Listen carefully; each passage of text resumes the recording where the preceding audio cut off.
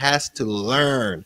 A male child has to learn how to be a man. And I know we are living in a very fluid society where, women can be men and men can be women, and they can identify with whatever they want to identify with. And while that is their human right, they can identify and be whatever they want to be. But it doesn't change the reality of what you are. You can be a man and consider yourself a giraffe if you want to. That's your prerogative. But the reality is, both on a biological and an atomic way, you're still a man, and as such, you have certain attributes that is unique to the man. And again, so I say that a man is not born; he's made. So I wrote something down here that may help.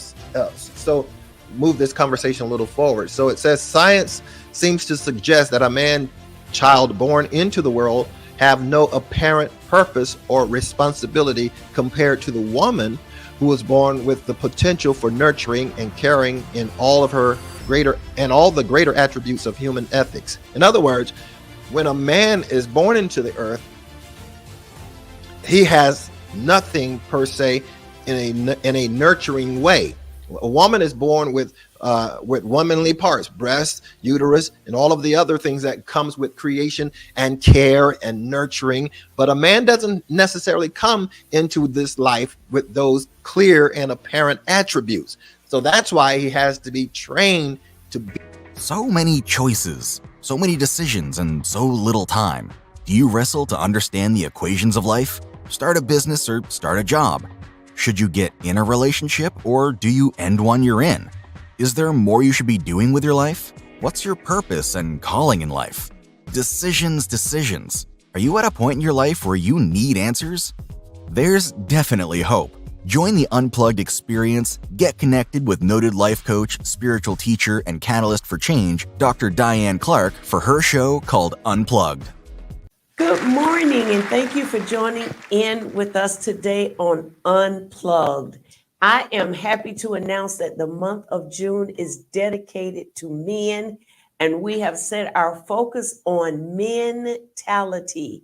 I have some exciting guests that are going to be on each week, and we're going to be addressing the attitude and the mentality of men, things that have kept them from progressing in life, things that have kept them in stuck places and not really moving to places of achievement and joy that the Lord has ordained for them to have. So I am going to welcome you and invite you to pay attention, bring your uncles, your sons, your aunts, your husband, whoever you can to indulge in this information now or even when it replays on the air so that you can be enriched and encouraged. Today's guest is Pastor Michael Norman. Pastor Michael Norman is a musician. He's also a pastor in the Orlando area.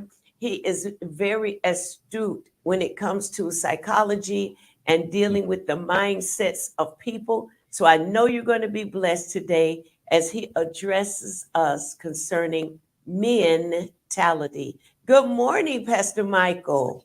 Good morning, Dr. Clark. I want to thank you again for the opportunity to be your guest here this morning. So I'm looking forward to the conversation. I'm excited as well.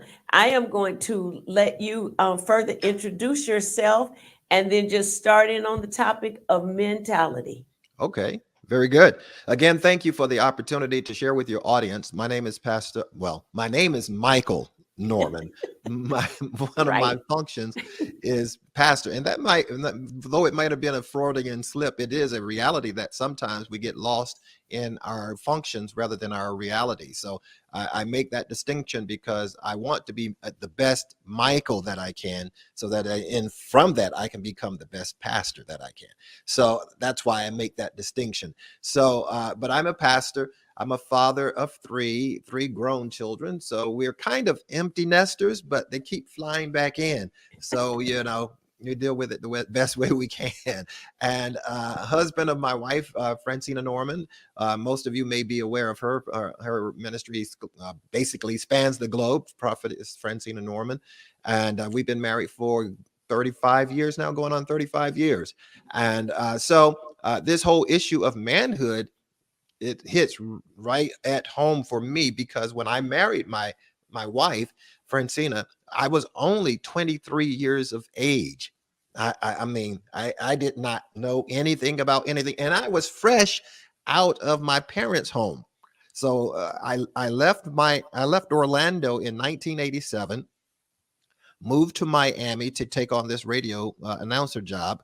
I met my wife while there, and 3 months later, after meeting her, we were married. Not only married, but married with 3 kids. So I went head first. I'm talking about diving deep on the deep end of the pool. I went all the way in there. But, I've learned so much as a result of it. I've never been in a committed, a committed relationship that was intended for matrimony. Been in several relationships, but none to the extent that I got to spend the rest of my life. That was inconceivable. But somehow, when I met my wife, I don't know if it was the food she gave me, because they say that the way to a man's heart is through his stomach. And she did happen to feed me one of her specialty dishes. So that I keep telling her, I tease her about it, that, yeah, now I know how we got married. You put something in the food. But 35 years later, we're still together. God has blessed our marriage, blessed our ministry, blessed our family. We've seen the favor of God on so many levels in so many different places. But specifically to the topic of manhood, I've learned, you've heard it said, man up. That's what I had to learn to do in hyper time. I had to man up, where I was just sleeping as long as I want to sleep. Don't go go to work when I get ready to go to work, change my linen, change my clothes, whatever I feel like it, in my parents' home. But immediately 3 months later, I had to literally become a man. And while I did have both of my parents, there were some dynamics within the context of our family that precluded my dad from teaching me the finer points of life and how to really be a man, because we even though we had a family unit, there was some level of dysfunction and we'll say dysfunction that were in place that prevented us from becoming a holistic family. And so we all have little idiosyncrasies and things that we deal with on an ongoing basis because of our past. Our past has the greatest impression on our present and our future. And that's why we have to deal with that first before we can move forward to the next thing. So when it comes to man, I like to liken it unto the Bible, obviously, because I'm a very biblical centric individual. I draw all of my philosophies, all my perspectives from the Bible. So I don't mean to come off preachy or dictatorial. But again, at 23 years of age and needing this, I needed the accelerated course on how to do not only be a man, but just how to do life in general. And the only thing that I knew that could give me that insight was the Word of God. And it's literally transformed my life in a very, very positive and significant way, till I believe I have become an asset rather than a liability to not only my family, but to society at large. Now, when you talk about society, we have to, again, realize that society is generally built on the foundation of the man.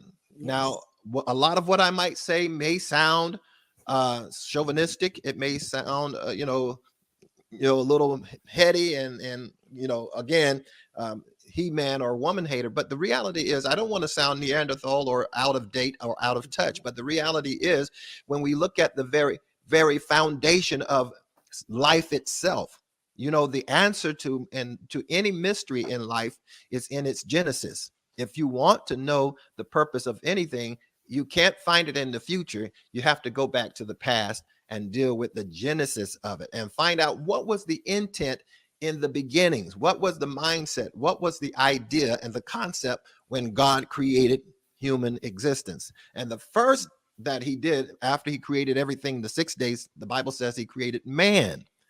Now, there's some very interesting insight to the idea that God created man first, because again, his whole intent is that man was to be the foundation. He was not to be the domineering factor, but he was to be the foundation from which on which all of society would rest upon. It would literally be that foundation of the man. That's why a man who's married to a woman is called a husband, because he's supposed to be the band that surrounds the house so that he can fulfill his function, protect, provide, and procreate. So then that's the whole concept of man. And again, science seems to suggest that a man is not born. Actually, a man is made. Now, a male child can be born, but a man has to be developed. Yeah. So there's a big difference between being a man and being a male in that regard. So we have to grow through life. There are things that we have to learn, we have to experience. But I believe that God has biologically equipped a man to endure those training, to endure those learning, to embrace those seasons of challenges in a way that's significant to man. Not that a woman doesn't go through those same things, but again, this helps to delineate their levels of responsibility. I in no way am a woman basher. I am a woman praiser. I celebrate womanhood. I celebrate that with all vigor and with all candor, because the truth of the matter is, as they say, that the man is the head of the house, but you know what? The woman is the neck that turns the head. She's got, and I'll tell you this too, that if you look throughout history, this is for all you know, the He-Man haters club, you know, those who think in a chauvinistic way, throughout the Bible, greater men than myself have fallen to the influence of a woman. So she definitely has a level of influence and power that's uniquely hers. The Bible says that a husband dwell with your wives according to knowledge, not according to strength, not according to power, but according to knowledge, because you have to know something about her to be able to properly interpret her, because she has some attributes that is foreign to man. She has this intuitiveness, this ability to see things that are not really there in the mind of a man. And she can, in other words, she can walk in an office and say, you know, your secretary is trying to get at you. And the husband like, what? No, she just takes notes and, you know, no, she wants you. And so she has that intuitiveness. And if you don't respect that as a man, you will consider her your enemy rather than your ally. And so that, again, has to come through development. A man has to learn. A male child has to learn how to be a man. And I know we are living in a very fluid society where, you know, women can be men and men can be women, and they can identify with whatever they want to identify with. And while that is their human right, they can identify and be whatever they want to be. But it doesn't change the reality of what you are. You can be a man and consider yourself a giraffe if you want to. That's your prerogative. But the reality is, both on a biological and an atomic way, you're still a man. And as such, you have certain attributes that is unique to the man. And again, so I say that a man is not born, he's made. So I wrote something down here that may help so move this conversation a little forward. So it says, science seems to suggest that a man child born into the world have no apparent purpose or responsibility compared to the woman who was born with the potential for nurturing and caring in all the greater attributes of human ethics. In other words, when a man is born into the earth, he has nothing per se in a nurturing way. A woman is born with womanly parts, breast, uterus, and all of the other things that comes with creation and care and nurturing. But a man doesn't necessarily come into this life with those clear and apparent attributes. So that's why he has to be trained to be a man, because again, he's not per se a receiver as much as he's a taker. And so you have to kind of tame that proclivity that most men have to take things. You know, if you can see two little kids on the playground, most likely the one who's taking the other child's toy is probably a man child. They tend to see it, want it, and take it. So In that order. yeah, exactly, in that See order. it, want it, and take it. Take it. Mhm. Yeah. Yeah. I Mhm. mean, history is littered with evidence of that fact. And so that's why we have to come into something that helps to develop our sense of ethics and morality and righteousness.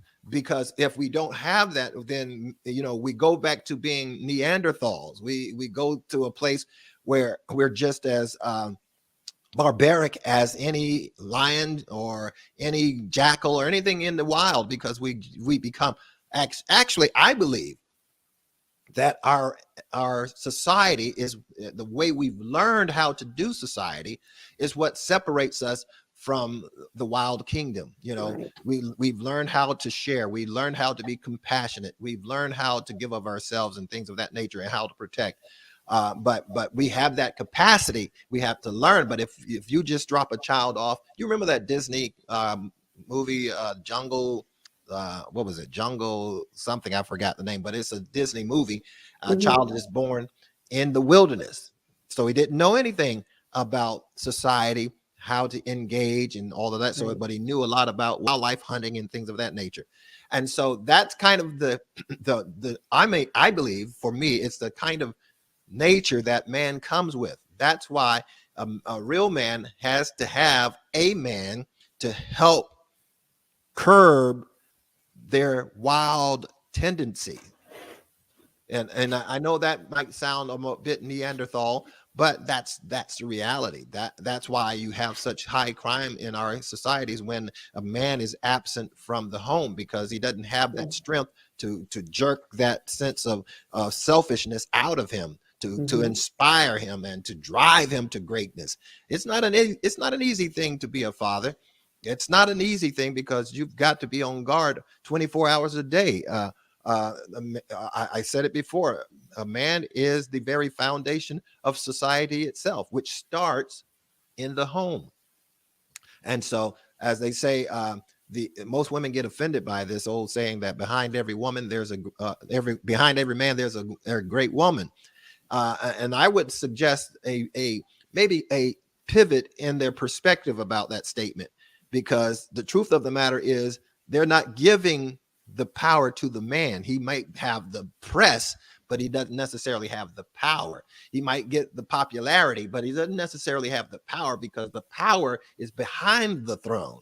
And most women are not have to check themselves also when it comes to the being willing to not get the press and not get the popularity, not get all the likes and the thumbs up, and be content with that.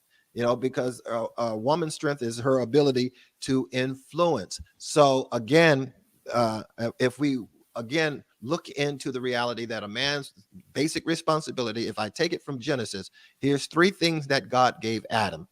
Number one, he created him in his likeness. Number two, he put Adam in his presence. And then number three, he gave him a job. So say that again. He gave him a what?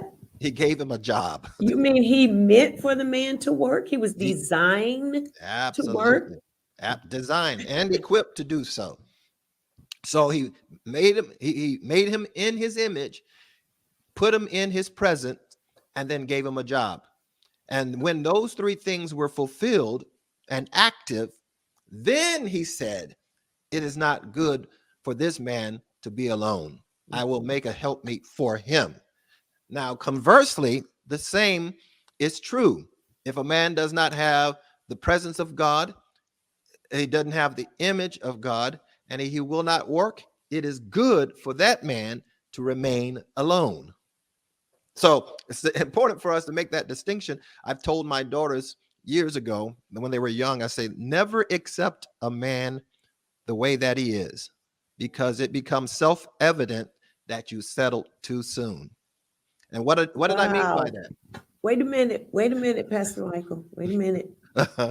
that? Never accept a man the way he is, because what's the it, rest of that? it will become self-evident that you settled too soon. Settle too soon. Now, what do I mean by that? I mean simply this, that it's the responsibility on a DNA level. It's written in our coding that we have to develop into a man first, fulfill. Because what happens is a woman has this tendency to want to nurture and provide. And so if she meets a man who's not completed his maturation process, he will Wow. settle for the fact that she's willing to hold him to her breast and allow him to suckle at her breast rather than giving him the incentive to go out and continue in his maturation process. That's why, I've never seen it so much as I've seen it today, that women are so successful and they're driving better cars, they're living a better life. However, I've seen now that men are on the passenger side while the women are driving. Now, I know that might sound old fashioned, but the reality is there's some serious implication there, because now you've stunted the growth of that man to the point where he doesn't feel like he needs to be the provider. And now, instead of providing, protecting, and procreating, now he feels entitled. And that's the Right. danger. Right. I'm saying right to that, because now marriages are upside down, Mhm. and we have the woman leading the home and the man just riding along because there's not much demand put on him. But Right. Pastor Michael, the other thing with that is when God created Adam, he created him to have dominion. He created him with an appetite to reign and to rule. And what we miss out of that is that Adam had to grow into that, because the moment that Eve brought him a suggestion that he knew was not the will of God, he immediately consented to it. And we have to look at his environment. He was surrounded by animals. He was surrounded by a jungle type situation, but here Right. is one person that speaks like him, that looks like him. He even said to her, "You're bone of my bone, flesh of my flesh." He had identified with her. Yeah. And that same identification is going on now with men. They Mhm. they are not looking for a helpmeet or someone compatible to them. They're looking for someone that can, quote unquote, help them in many cases. Right. Yeah. Yeah. And one thing I always make a distinction in that creation story is that um, Adam was the first of obviously a first human being, but the thing about him is that he came as a adult image. In other words, he didn't have a Right, chance to grow up. right, That's why he didn't possess the internal fortitude strong enough to resist the influence of the woman. Even the Bible says that Jesus, uh, he grew and learned obedience through the things that he suffered. So there's a certain level, I believe, value in suffering that builds internal fortitude so that you can stand against the tide of public opinion and peer pressure and things of that nature. that is so important to know. And I just hope that the men are watching, the sons are watching, the uncles, brothers are paying attention to the information that's being brought forth, because the man is the backbone, not just of the family, but of society. If it wasn't so, we see even in LGBTQIA group, someone takes the role of the male, Right. and someone takes the role of the female. So you see that even in that group, though they are same sex, they bring distinguishing roles to their relationship, because Right. we can't change that. I don't care how powerful we become as women with all that we can do. We cannot release, we cannot multiply, we cannot reproduce without the male seed. You Right. have to have the male seed. And so I heard you in the beginning of your talk, saying how the woman came equipped to nurture. Her body is designed to nurture, and men have a design also to release. They're the Hmm. ones that start the process of reproduction. The thing Hmm. is, when a man gives a woman a seed, then she gives him a whole baby. Right. And that's how vital it is for us as a society to learn how to work together. And that seed is not just producing children. A man can give a woman an idea, and when he sees it again, it is much greater than the seed of thought that he planted. Yeah. Yeah. Thumbs up. 100%. I agree 100%. Thusly, it is why God is coming back for a bride, not a Yes, groom, yes, because he recognizes her ability. That's our responsibility to influence the world. And so it in no way minimizes or marginalize the importance of woman by promoting man. Manhood is, as a matter of fact, it enhances society. It ensures yes. that we have a society that's built on principles, ethics, and morals. But again, and there, James Brown said it's a man's world. Right. But even James Brown had to admit that it wouldn't be Would be nothing nothing. Yeah. without a woman or a girl. So hey, there you have it. So, but they're designed to work in tandem. You know, one is the giver, the other is the receptacle, and they work together to produce a harvest.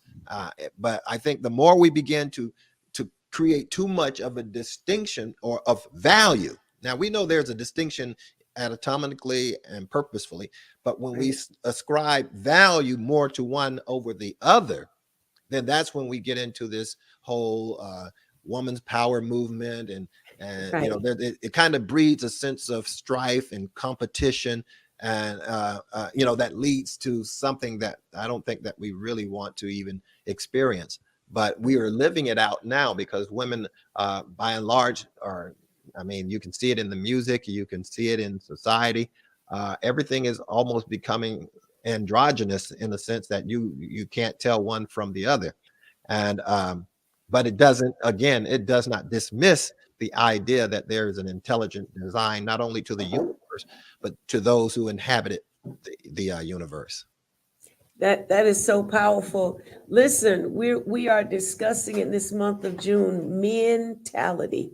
We're dealing with the mindsets and the attitudes of the way men have grown to think about the society, about family, and we do have a lot of brokenness when it comes to our men. And my aim and my prayer is for the restoration of the man, but in his restoration, that he would learn how to work with his counterpart, with his the one that's designed to be his help meet. That means that she's adequately equipped to support, to love.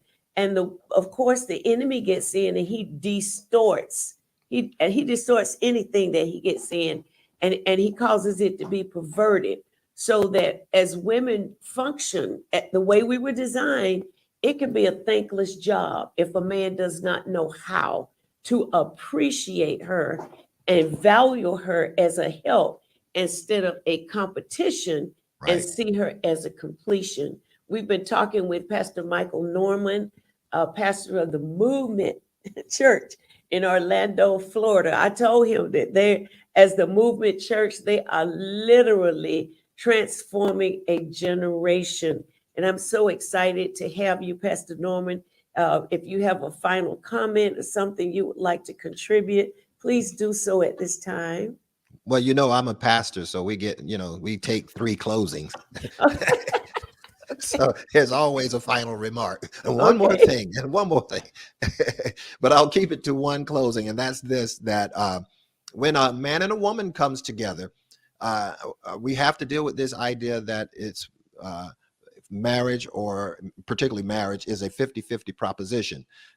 It actually takes 100% of each, 100% of the man, 100% of the woman. Right. They bring that into the relationship. But if we bring it into a marital relationship, we have to also understand that that marriage is not designed to complete. See, a man is not to marry a woman simply to feel a sense of completion, or a woman to a man for a sense of completion. But what it actually does is they are to come together in order to complement one another.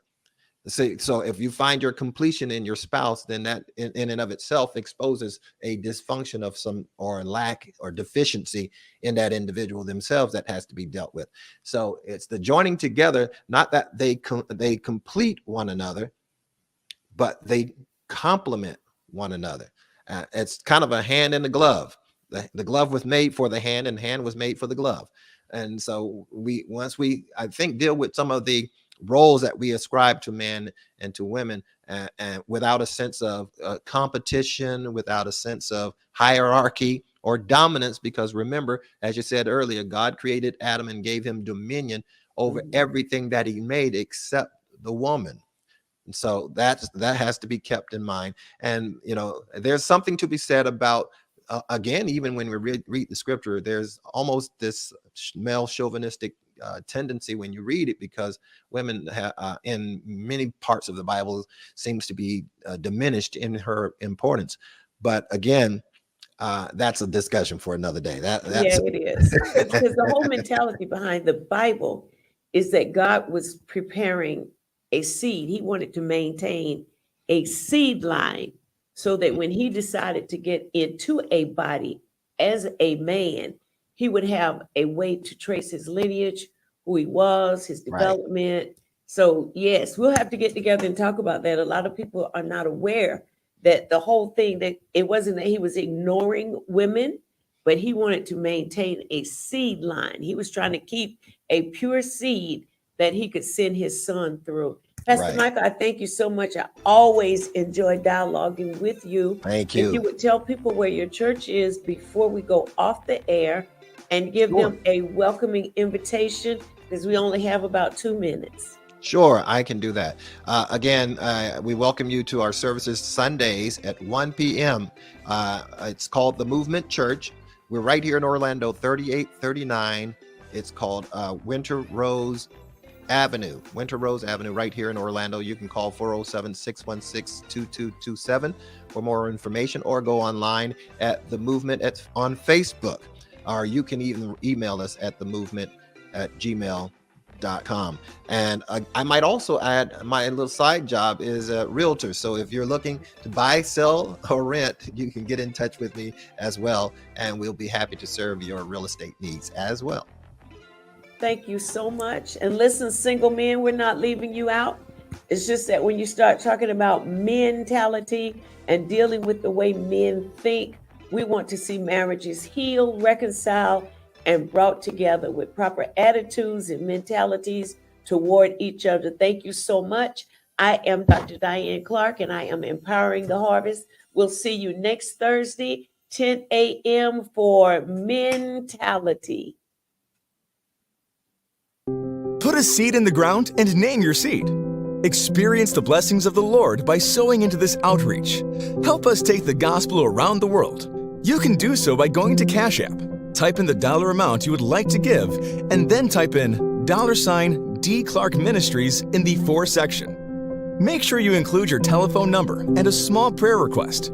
I can assure you that our prayer counselors will be praying for your needs. If this encounter has been a blessing to you, send us an email at dclarkministries@gmail.com and let us know how we've been a blessing to you. Or write us a letter, or drop us a seed at Dr. Diane Clark, P.O. Box 9148, Jacksonville, Florida, 32208. Or call 904-419-9831. Stay connected with Dr. Clark and the Unplugged Ministry. Subscribe to my YouTube channel, like our Facebook page and Instagram family. This way, when we go live, you'll get an alert the doctor is live. To find out more about Dr. Clark, go to my website today. And while you're there, become a partner? Go to DianeUnplugged.com. So you've been watching the show. Would you like to be a content provider yourself and develop a show for the Inspire Network? Please give us a call today at 389-5592 or go to www.connecttv.com.